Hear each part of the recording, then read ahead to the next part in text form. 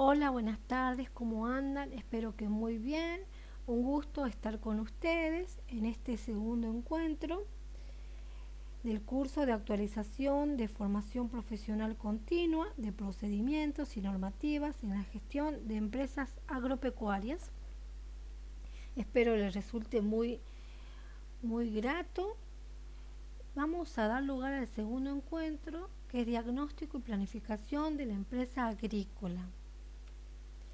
Bueno, un poquito para recordar, puse este gráfico en las cuales observamos las diferentes etapas del proceso administrativo, ¿sí? En las cuales vemos que está conformado por 5 etapas, ¿sí? En las cuales tenemos la primera etapa, que es la etapa del diagnóstico, que es la que vamos a desglosar ahora, posteriormente la de la planificación y así sucesivamente en las posteriores clases. El diagnóstico, así en forma general, es lo que realmente le está pasando a la empresa. Es lo que el consultor externo o el empresario quiere saber: qué le está pasando a la empresa, cuáles son las causantes de ese problema, si es que lo hubiese, que está padeciendo la empresa, y qué medidas se pueden hacer para mitigar o contrarrestar eso, ¿sí? Para que no se vaya, digamos, de los objetivos que se propone uno al realizar las etapas del proceso administrativo, que es muy importante. El diagnóstico empresarial constituye una herramienta sencilla y de gran utilidad a los fines de conocer la situación actual de una organización o una empresa agrícola y los problemas que impiden su crecimiento, sobrevivencia o desarrollo. Gracias a este tipo de diagnóstico se pueden detectar las causas principales de los problemas, las raíces, o sea, de manera de poder enfocar los esfuerzos futuros en busca de las medidas más efectivas y evitar el desperdicio de energías. Si bien en estas ocasiones este trabajo es realizado por consultores o personas ajenas a la institución o a la empresa agrícola, existen numerosos casos en que son efectuados por los mismos responsables de la empresa. Entonces, para definir, según la Real Academia, el diagnóstico viene del griego, que quiere decir diagnosis, que significa conocimiento. El diagnóstico hace referencia a aquellas actividades tendientes a conocer el estado actual de una empresa y los obstáculos que impiden obtener los resultados deseados, ¿sí? Eso es muy importante. Hay diferentes tipos de diagnóstico, que lo vamos a ver más adelante. Los objetivos del diagnóstico, propiamente dicho, es conocer la situación económica y financiera de la empresa, conocer los factores de producción disponibles con que cuenta la empresa, que eso lo habíamos recalcado en la anterior clase, en donde definíamos qué eran los factores de la producción y cómo se clasificaban estos, que si no hay ninguno, si falta algún factor de producción, la producción no es posible. Otro objetivo es explicar los motivos de la situación actual de la empresa y, por último, identificar sus problemas y sus limitantes, ¿sí? Bueno, para realizar el diagnóstico se necesita de diferentes tipos de datos, de informaciones que son suministradas por los recursos humanos de la empresa, ya sea por el contador, ya sea por otro técnico y demás. Se hacen diferentes tipos de análisis financiero, análisis de costos económicos, patrimonial, análisis de todo tipo, para poder aclarar qué es lo que le está pasando a la empresa y tratar de solucionar estos factores, ¿sí? Los 4 pasos básicos que conducen a un buen diagnóstico son: primero, consiste en establecer el parámetro de evaluación, mercados o clientes que resultan de interés para los responsables de la empresa. Segundo, paso básico, es obtener una visión clara y detallada sobre el estado actual del sistema de producción de la empresa. Para lograr esto se utilizan recursos como las entrevistas con registros, ya sea con grabaciones, fotografías, filmaciones, escritos, observaciones directas, indirectas, grupales, individuales, que se hacen, que lo hace el consultor o la persona, digamos, a cargo de diagnosticar lo que le está pasando a la empresa. Se hace toda una recopilación de información, de datos, que se lo registra para poder a posteriori ser evaluada. El tercer paso básico es determinar el grado de alcance del parámetro establecido y, si es posible, establecer un objetivo, establecer un porcentaje de alcance. El cuarto paso es, debe realizarse una pregunta clave: ¿por qué no se pueden alcanzar los parámetros de referencia establecidos en la empresa? Eso es muy importante y demás. Bueno, más o menos en esta diapositiva traté de resumir lo que acabo de decir. Hay diferentes tipos de diagnósticos empresariales, como dije anteriormente. Tenemos los primeros, serían los diagnósticos integrales. Se caracteriza por la visualización de una amplia gama de variables o aspectos empresarios. Como un buen exponente de esta categoría puede mencionarse al diagnóstico de competitividad, desarrollado e implementado por el Consejo Federal de Inversiones en la mayoría de las provincias del país, a través del Programa Federal Competitividad. La metodología utilizada se basa en un estudio de fortalezas, debilidades, amenazas y oportunidades, que sería el FODA, que es una herramienta o es una técnica de diagnóstico. Trabaja una amplia gama de variables de diversas categorías que recibe un puntaje por parte del consultor o el encargado del trabajo del diagnóstico. Bueno, esto lo vamos a explicar un poquito más adelante, esta técnica del diagnóstico, que le sirve al consultor para realizar el diagnóstico. Otra es el diagnóstico específico. Esta hace énfasis en los procesos productivos, financieros, de gestión y otros aspectos relativos al mercado de consumidores, que también es muy importante. Bueno, acá tenemos los pasos básicos de un buen diagnóstico, que era lo que anteriormente le había explicado, ¿sí? También cuando se está haciendo el diagnóstico en una empresa, hay ciertas ventajas y desventajas que tiene eso, ¿sí? Eso es muy importante establecerlo, porque a veces puede resultar, digamos, incómodo para el personal interno que haya otra persona, ya sea externa o interna a la empresa, que se encargue de ese trabajo, y capaz que le surjan malestares o incomodidades, porque esta persona quiere saber, digamos, todo detalladamente qué estoy haciendo yo, cómo me desenvuelvo, a qué hora llego, a qué hora salgo. O sea, capaz que eso no le queda bien en claro. Entonces es esto, o sea que no todos están dispuestos a hacer esto o a participar, ¿sí? También otra desventaja es que el diagnóstico puede ser manipulado, ¿sí? Puede ser manipulado ya sea por terceros o por gente interna a la empresa. También puede generar problemas interpersonales, ¿sí?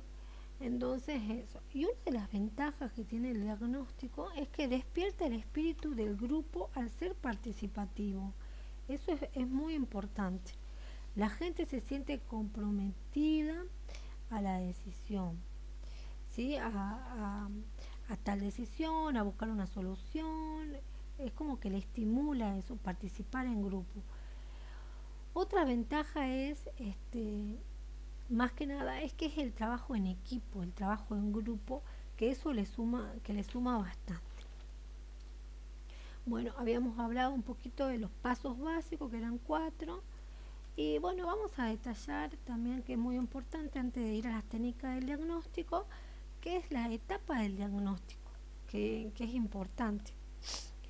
Son varias etapas. Una de ellas, que anteriormente la había dicho así en forma general, es la realización de un inventario de recursos, es decir, de la empresa. Se inventaría todo lo que tiene la empresa, ya sea los galpones, que hay en los galpones, si hay, por ejemplo, almacenamiento de fitosanitario, se registra bien qué que es fitosanitario, la fecha de vencimiento y demás. Lo mismo en las oficinas, se detalla los equipos que tiene la oficina, se hace todo un inventario de las cosas existentes que hay, digamos, ahí, ¿sí? O sea, se pone el bien, el estado, la cantidad que tiene y demás. La segunda etapa del diagnóstico es determinar el uso de esos recursos, es decir, se hace un planteo técnico tanto de los factores internos como externos. El tercer, la tercera etapa del diagnóstico es buscar información, que es lo que habíamos dicho anteriormente, que necesitaba información patrimonial, financiera, productiva y económica, que esto es brindada por los contadores, por los licenciados en recursos humanos y demás, para poder, digamos, saber lo que le está pasando, digamos, a la empresa, ¿no? Que es fundamental. Sí, a ver, seguimos. Bueno, con respecto habíamos dicho que uno era buscar información de contabilidad, medida de resultados, presupuesto financiero. El presupuesto financiero es un flujo de fondos, de ingresos y egresos. La diferencia es el saldo. Lo ideal es buscar la mejor combinación de recursos. Eso lo vamos a ver así nada más porque es un tema más amplio. Y bueno, en caso de lo que había dicho anteriormente también, las entrevistas, las encuestas que se tienen que hacer, que es toda la recopilación de información que el consultor le hace al personal interno de la empresa para saber.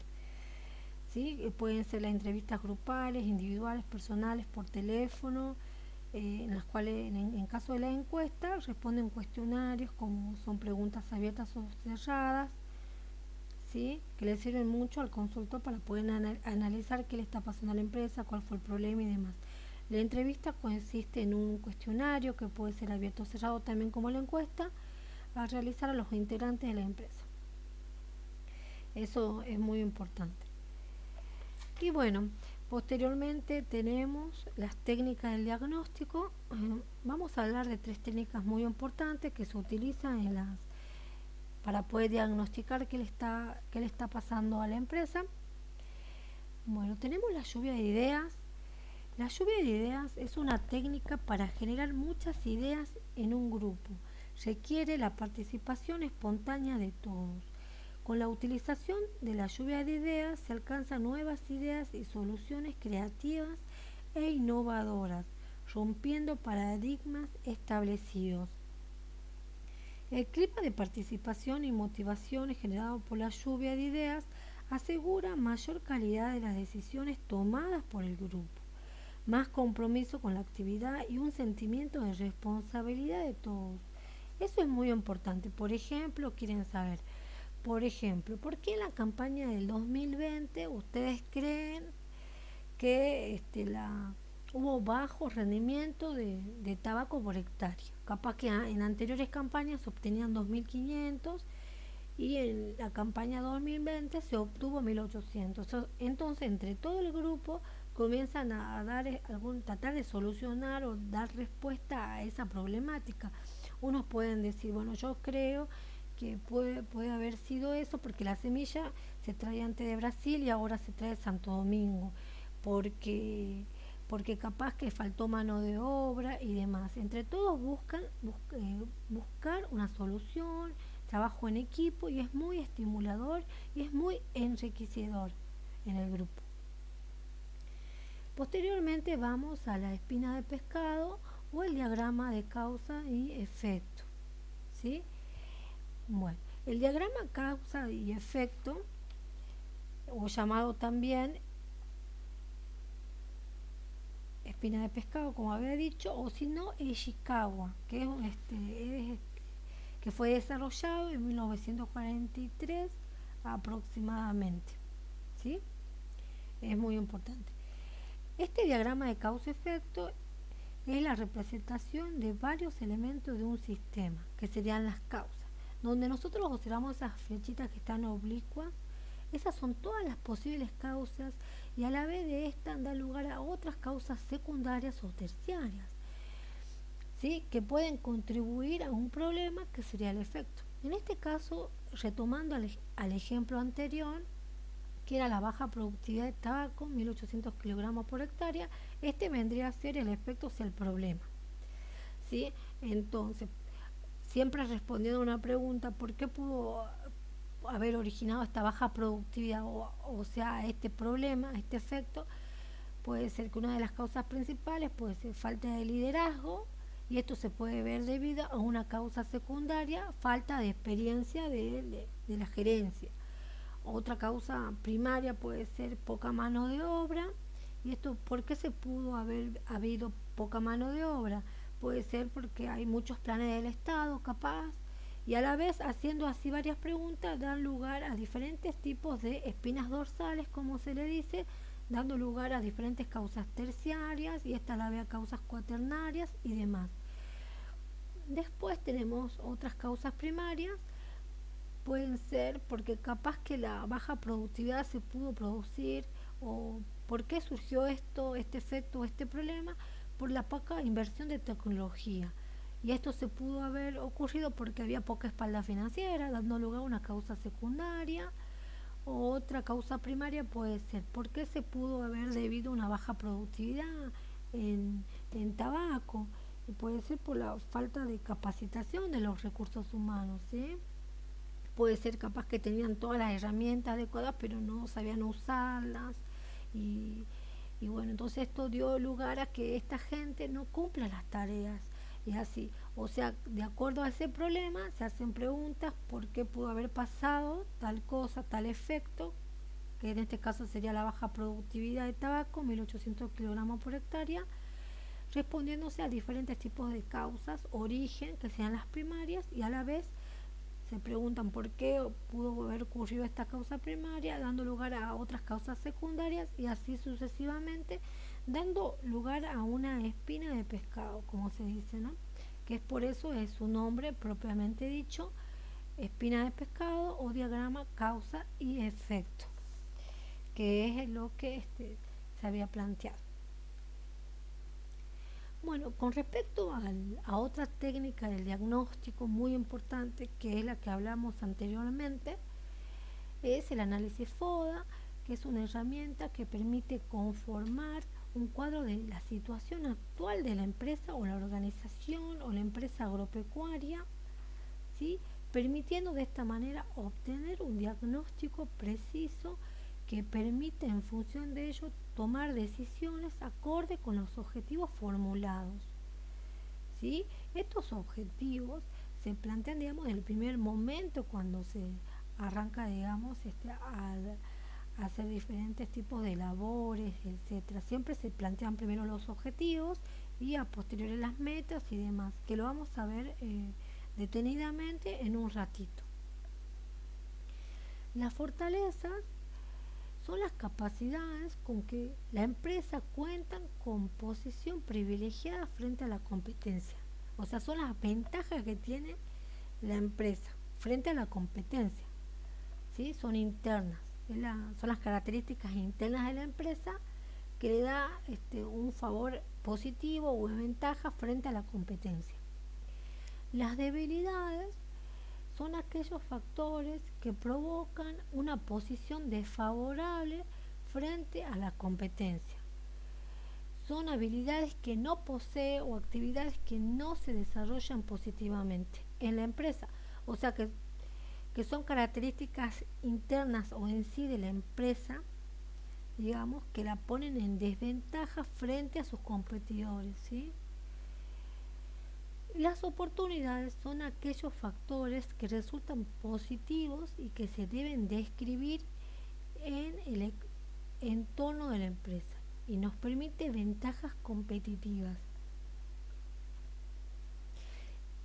Las amenazas son situaciones que provienen del entorno y que pueden llegar a atentar con la permanencia de la organización. Bueno, acá está en este cuadrito bien explicado, y acá hice un ejemplo de una finca negra muerta que queda en Palma Sola, en las cuales, analizando obviamente estos trabajos, pude, digamos, detectar algún tipo de oportunidades, amenazas, fortalezas y debilidades. Se realizó un FODA. Con respecto a las positivas, en el exterior, sí tenemos las oportunidades. Sí, habíamos dicho que las positivas, las oportunidades, eran aquellos factores que resultan positivos y se deben describir en el entorno de la empresa y nos permite ventajas competitivas. Son las características endógenas o exógenas que, que interfieren, digamos, en lo que es la toma de decisiones de la empresa y que me dan ciertos favores o puntos a favor en la parte de la empresa, en la parte interna. Por ejemplo, tenemos crecimiento de la población mundial. Eso es importante. Al haber mayor crecimiento de la población mundial, capaz hay mayor demanda de alimentos, entonces eso es ventajoso para mi empresa. ¿Sí? Otra oportunidad puede ser la producción de biocombustibles, baja producción de alimentos. ¿Sí? Otra oportunidad, demanda de alimentos de excelente calidad agroalimentaria,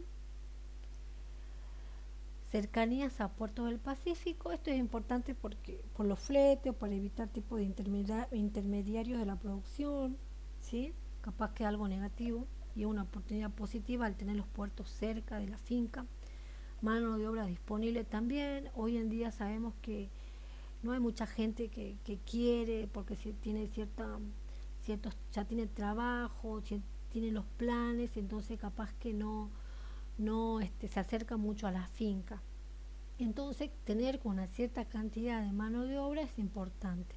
Por ejemplo, en la etapa del tabaco, en la cosecha, se necesita mano de obra o en el trasplante.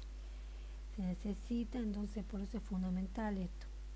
Posibilidad de turismo, buenas vías de comunicación, posibilidad de reforestación, incluido con árboles autóctonos. Esto está interesante para el manejo de la sustentabilidad y demás.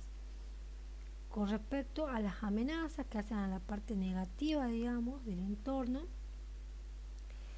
tenemos la escasez, digamos, de combustible, uso de maquinaria que puede desplazar la mano de obra, que es un factor negativo, digamos, para la parte de la empresa, necesidad de flete por larga distancia, capaz que no está cerca, digamos, las áreas, digamos, de mercadeo donde se tiene que llevar el producto, le queda muy lejos, entonces luego el gasto en flete, en combustible es muchísimo. Y otra puede ser otra amenaza que tenga poca agua de riego para el consumo, o sea que capaz que las precipitaciones no han sido abundantes, las represas no están de acuerdo, no están bien mantenidas, entre otras cosas. Otras puede ser crecida del arroyo Santa Rita por deforestación, hubo inundaciones, no me acuerdo bien si en el 2005 en Santa Bárbara, donde se encuentra el arroyo Santa Rita, en donde produjo mucho malestar y demás. Clima severo, por 6 meses sin precipitaciones, que esto hacía la acotación que le había dicho anteriormente, escasez del agua de riego para el consumo, ¿sí? Y eso puede deberse al cambio climático que ocurre a nivel mundial, obviamente, nivel nacional, provincial y regional, poca aceptación al cambio por parte de la gente también. Generalmente hay varios productores que son muy rutinarios, muy convencionalistas, que por más tecnología o capacitación o etcétera, asesoramiento, ya sea de externos o internos de algún técnico agrónomo, ellos se cierran y ya están acostumbrados durante muchísimos años que mi papá, que mi abuelo trabajó así, entonces son resistencia al cambio. Ese es algo negativo para la empresa, ¿sí? Vendrá a ser una amenaza. También una falta de crédito, puede ser porque no tienen una buena espalda financiera o capaz que no tienen un buen historial, se ha pedido prestado y ha terminado de pagar, capaz que en 10 años lo terminó de pagar en 30, entonces eso es negativo. Con respecto a la parte interna, habíamos dicho que teníamos las fortalezas y las debilidades, que eran las características internas que eran propias de la empresa, que le daban efectos tanto positivos como fortalezas o negativos como debilidades frente a la competencia.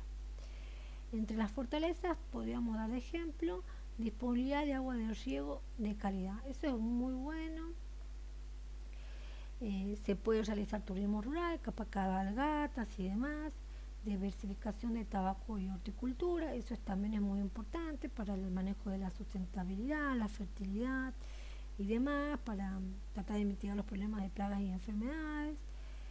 Maquinaria en buen estado y de mediana antigüedad, está bien mantenida, bien controlada.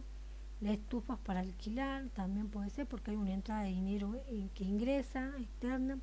Financiamiento, eh, financiamiento y estado económico muy bueno, tiene una buena espalda financiera, no tiene créditos, o si los tiene todo en regla, los paga en tiempo y forma. Y las debilidades, unas pueden ser falta de capacitación, capaz de los recursos humanos, sea algo capaz negativo de esta empresa. Puede ser instalaciones viejas, de estufas y demás maquinaria, ¿sí? Para hacer los labores mecánicos. Y habíamos dicho bajo nivel tecnológico,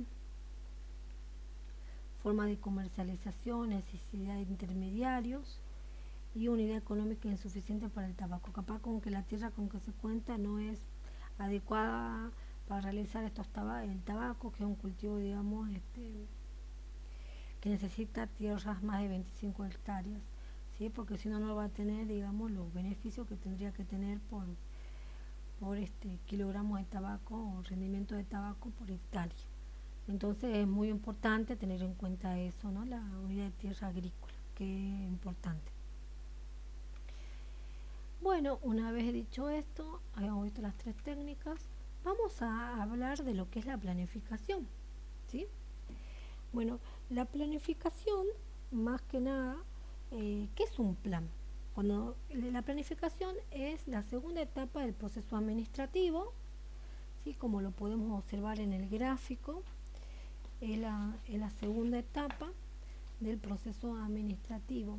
Más que nada es una proyección de lo que yo quiero hacer a posteriori o a futuro, que eso es muy importante. O sea, la planificación o planear consiste en determinar anticipadamente qué voy a hacer, por ejemplo, qué cultivo voy a hacer, cuánto y cómo vamos a realizar estas actividades. O sea, me responde a preguntas como qué, cuándo y cómo voy a realizar estas actividades y las infraestructuras de la empresa. Y también me responde preguntas como dónde, cuándo y quién la va a realizar. ¿Sí? Eso es muy importante. ¿Sí? La planificación también responde preguntas, así como el diagnóstico. ¿Qué era el diagnóstico? ¿Para qué sirve? Bueno, la planificación es lo mismo. Eso es muy importante. ¿Qué, cuánto y cómo voy a realizar? Es la segunda etapa del proceso administrativo. Más que nada, la planificación es una proyección, como habíamos dicho anteriormente, lo que yo quiero hacer a posteriori.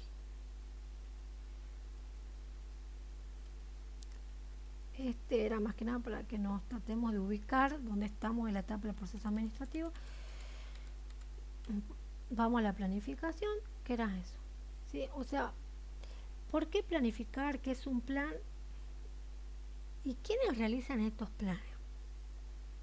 Todas las personas, digamos, deberían realizarlo, o los docentes, cuando uno está haciendo, cuando para el ciclo lectivo, por ejemplo, el 2021, ya sea para hacer lo, lo, los proyectos también, o para hacer, digamos, algún tipo de dictar alguna materia, los docentes necesitan hacer una planificación para saber, digamos, cómo van a encarar a futuro, qué tipo de metodologías van a utilizar, qué tipo de propuesta van a incorporar.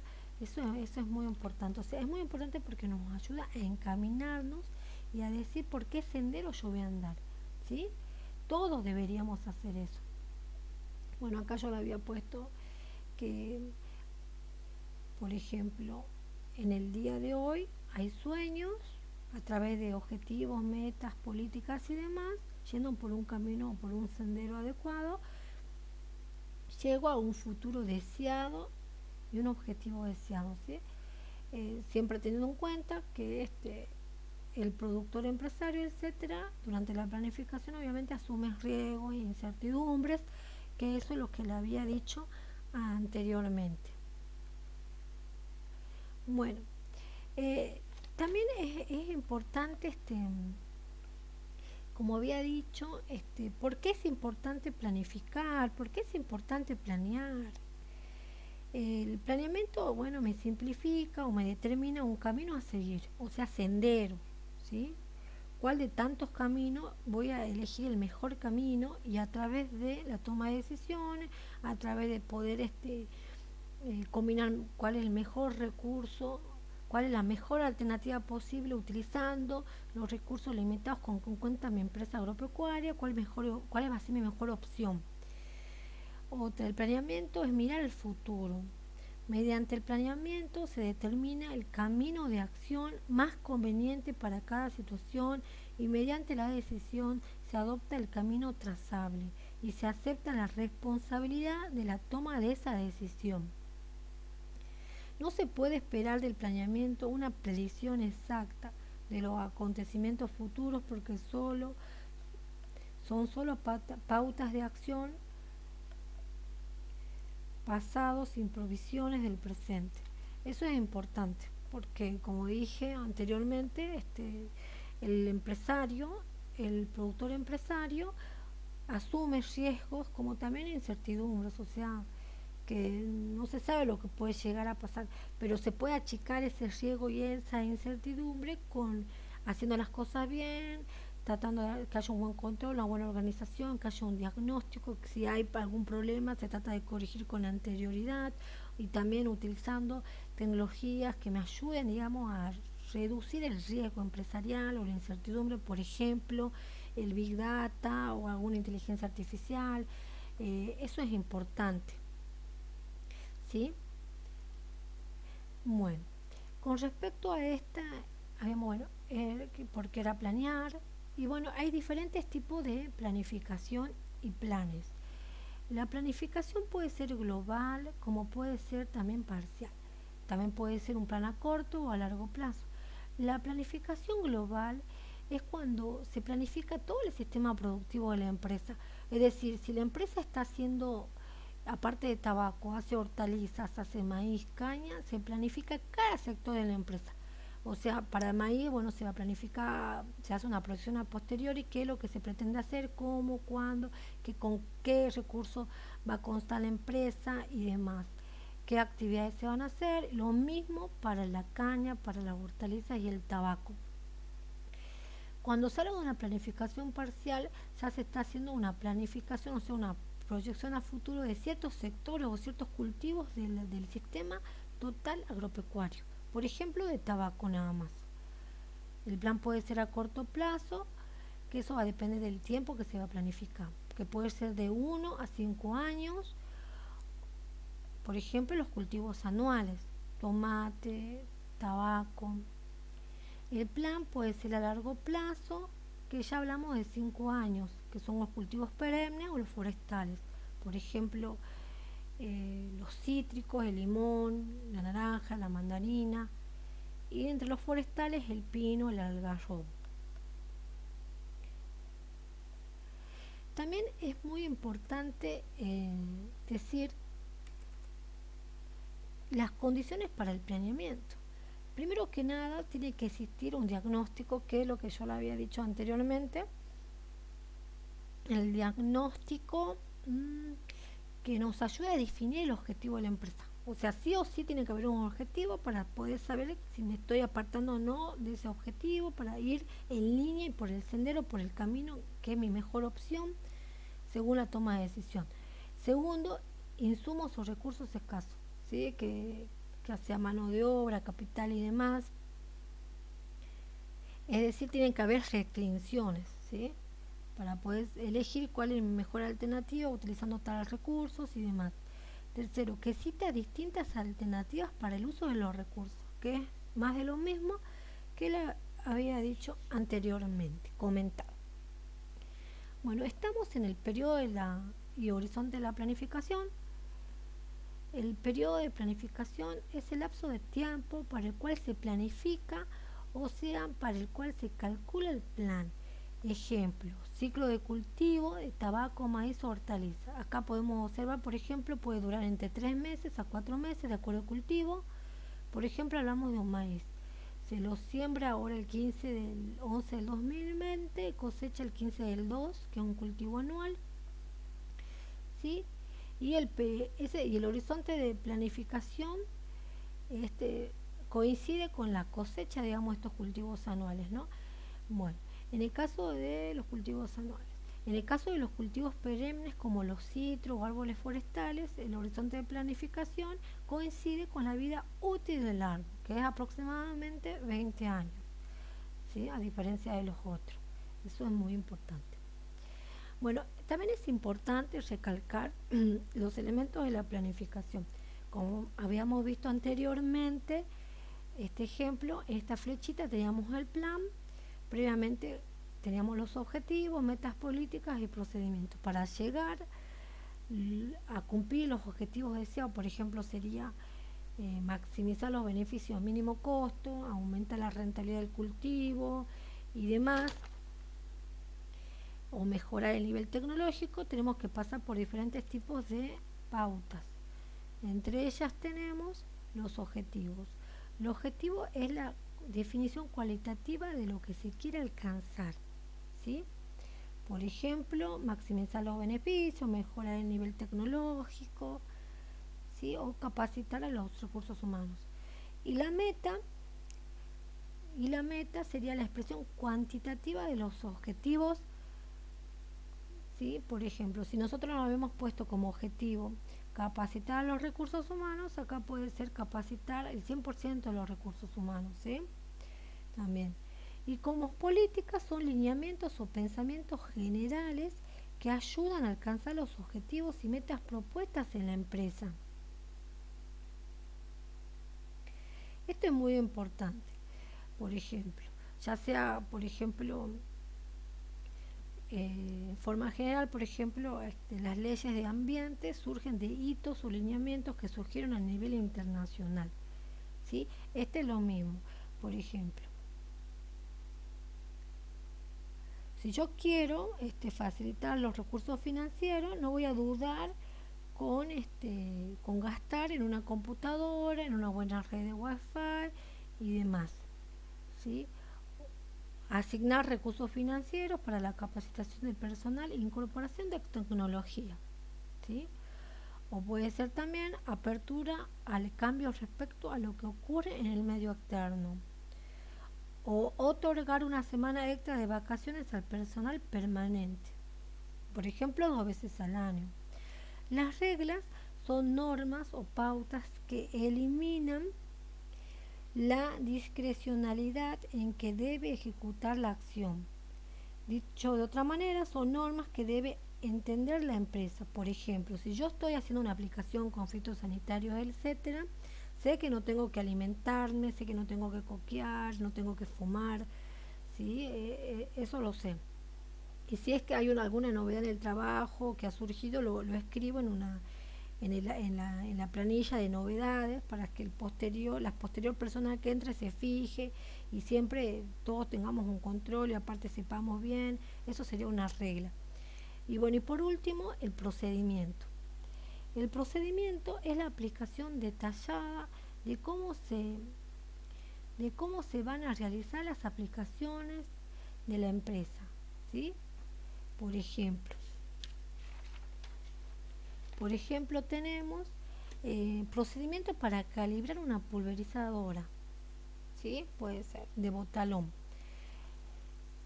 Conectar la bomba a la toma de fuerza del tractor y cargar agua al tanque, limpiar y lavar el sistema de filtros completos, limpieza de pastillas con cepillo, montar y corregir la posición de las mismas, poner en marcha la pulverizadora para comprobar el funcionamiento general, controlar que el manómetro marque una presión de 40 libras por pulgadas al cuadrado, corregir con el regulador de presión, controlar que esté trabajando a 540 partes por millón, que la velocidad, medir el volumen emitido por pico en forma individual durante el minuto, medir el tiempo que tarda el tractor en recorrer una distancia, por ejemplo 50 o 100 metros, multiplicar el ancho del botador por la distancia recorrida para calcular la superficie tratada en ese tiempo.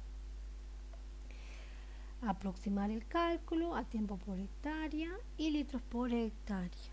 Ejecutar el botalón a la altura del cultivo que se esté tratando. ¿Sí? Bueno, entonces, estos serían los elementos de la planificación, que es muy importante. Bueno, acá damos por concluido el segundo encuentro. Espero que les haya sido útil y claro. Bueno, hasta el próximo encuentro. Que tengan lindo día. Saludos.